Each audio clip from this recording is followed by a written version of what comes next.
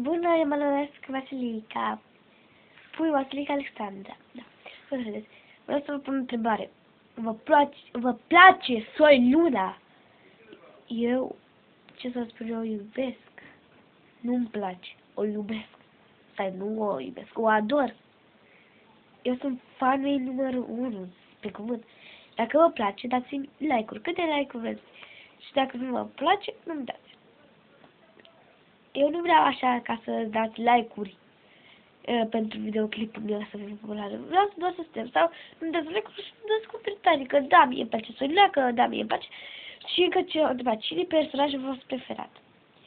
O să vi le spun chiar pe toate, dar nu chiar toate, că nu le știu pe toate. Luna, Simon, Ambar, Mateo, Mina, Gaston, Delphi, Miss Benson și stați că mă știam, jur că le știam.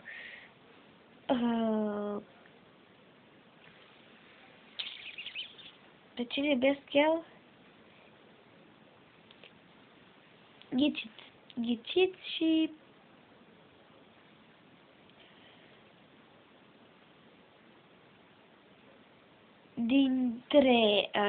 dintre ei, care mi se părea adinoarea, asta nu știe Miguel, pardon, așa, între ăștia, mie îmi place de cineva care lucrează la roller band, nu, la roller, și cine ghicește, lucrează acolo. Cine, așa, deci cine iubește pe Luna, îmi scrie sau îmi dă like. Cine iubește pe Simon, îmi scrie și îmi dă și un like.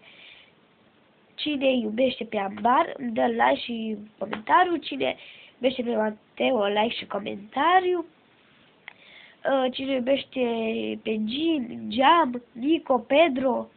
Este mă ca ușa venită. Nico, Pedro.